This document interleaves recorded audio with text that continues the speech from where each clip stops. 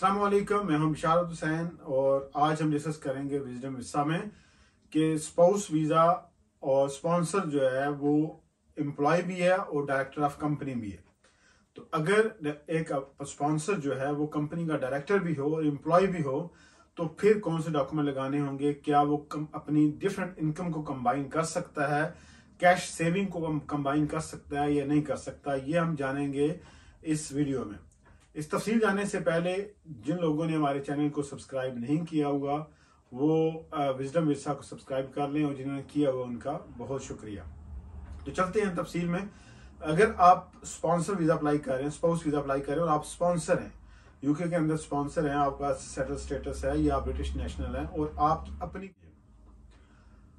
अगर आप spouse visa apply करने जा रहे हैं और आप यूके के अंदर कंपनी के डायरेक्टर हैं और उसी कंपनी से आप वेजेस या डिविडेंड वगैरह ले रहे हैं, तो इस सूरत में आपको कंपनी के डॉक्यूमेंट सेपरेट देने होंगे और अपने डॉक्यूमेंट सेपरेट देने होंगे, यानी दो सेट्स आपको देने पड़ेंगे।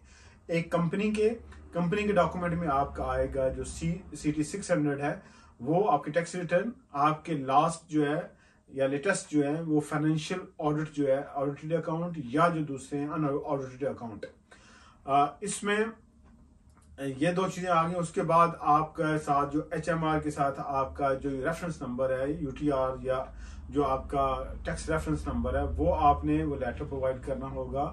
अकाउंटेंट लेटर आपने प्रोवाइड करना होगा और अकाउंटेंट सिर्फ वही एक्सेप्टेबल है जो रिकग्नाइज बॉडी से उसका ताल्लुक हो, जो इसको होम ऑफिस अप्रूव करता है, जिस तरह ACCA होगा, ICA होगा, CA हो गया, इस तरह की डिफरेंट ऑर्गेनाइजेशन है, उनको या बॉडीज हैं उनको एक्सेप्ट करता है होम ऑफिस।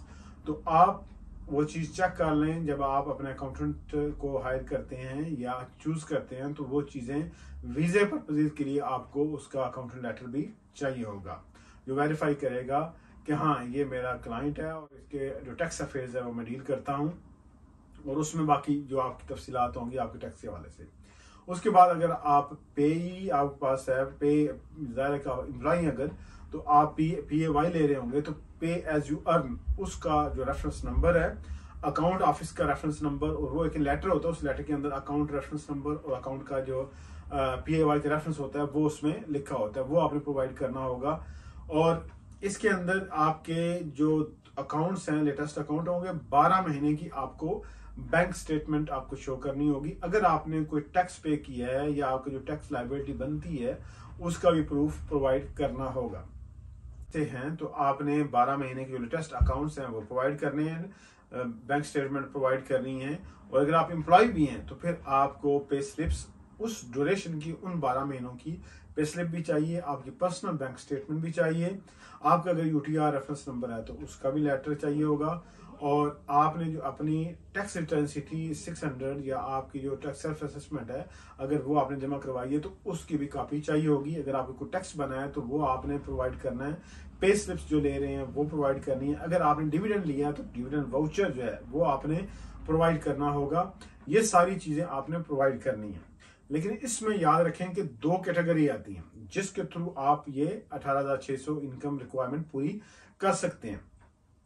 अपेंडिक्स FM के अंदर 18,600 चूंकि इनकम रिक्वायरमेंट है तो वो आप कैसे पूरी कर सकते हैं, आप या तो उसको कैटेगरी F बोलते हैं या कैटेगरी G है। कैटेगरी F के अंदर आपका क्या होगा, आपके लेटेस्ट अकाउंट जो है आप सिर्फ वो यूज कर सकते हैं 12 महीने की, और 18,000 आपकी इनकम अगर है तो उससे आप अपनी फुलफिल कर सकते हैं रिक्वायरमेंट को।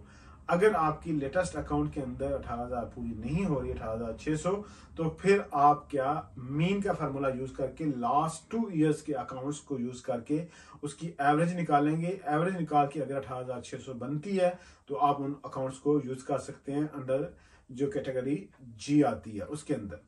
लेकिन इसमें एक याद रखिएगा कि आप अपनी सेल्फ एम्प्लॉयड या आपकी जो एम्प्लॉयमेंट है एज ए एम्प्लॉय वो इनकम ऐड कर सकते हैं, आपको डिविडेंड जो आए वो ऐड कर सकते हैं, आपकी जो बाकी अदर नॉन सैलरी इनकम है वो ऐड कर सकते हैं। लेकिन इस कैटेगरी को यूज करते हुए आप कैश सेविंग को मर्ज नहीं कर सकते, कैश सेविंग इसमें ऐड नहीं कर सकते। अगर कैश सेविंग का आपने फार्मूला जानना है तो वो मैंने वीडियो एक बनाई हुई है ऑलरेडी इसकी, तो वो तफसील में जाके आप चैनल पे देख सकते हैं। तो ये इंफॉर्मेशन जो थी कि अगर आप स्पाउस हैं और स्पॉन्सर कर रहे हैं अपने स्पाउस को और आप director of company in the UK हैं, तो आपको ये चीज़ें प्रोवाइड करनी पड़ेंगी।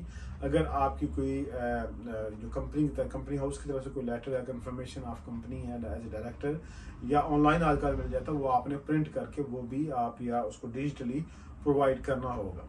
तो ये चीज़ें आप प्रोवाइड करेंगे तो आपके ये जो फाइनेंशियल रिक्वायरमेंट मीट हो जाएगी।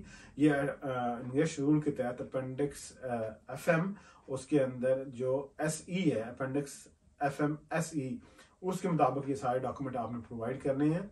इसमें अगर आप प्रोवाइड नहीं करते तो आपको रिफ्यूज़ल का भी सामना हो सकता है, आपका केस डिले भी हो सकता है और आपके पैसे ज़ाया भी हो सकते हैं। तो इसलिए अगर आप कंपनी के डायरेक्टर हैं, एम्प्लॉय भी हैं, तो फिर आपको इन सारे डॉक्यूमेंट को केयरफुली प्रिपेयर करें, अपने अकाउंटेंट से प्रिपेयर करवाएं और उन सब को आपने फिर जब स्पाउस वीजा अप्लाई करना है तो उसके साथ उसको लगाएं। आपकी जितने भी डॉक्यूमेंट हैं वो सारे आप उसको स्कैन करें। आजकल तो हर चीज़ ऑनलाइन है, तो उससे ये फ़ायदा होगा कि आपकी जो रिक्वायरमेंट है वो पूरी हो जाएगी और आपको स्पाउस जो है उसको वीज़ा ग्रांट हो जाएगा। अगर आपको क्वेश्चन है तो कमेंट सेक्शन में आप कर सकते हैं। इस वीडियो को आप शेयर कर सकते हैं तो शेयर कीजिएगा और इस वीडियो को देखने का आपका बहुत बहुत शुक्रिया। अपना ख्याल रखिएगा और अपने चाहने वालों को भी। अल्लाह नेगहबान।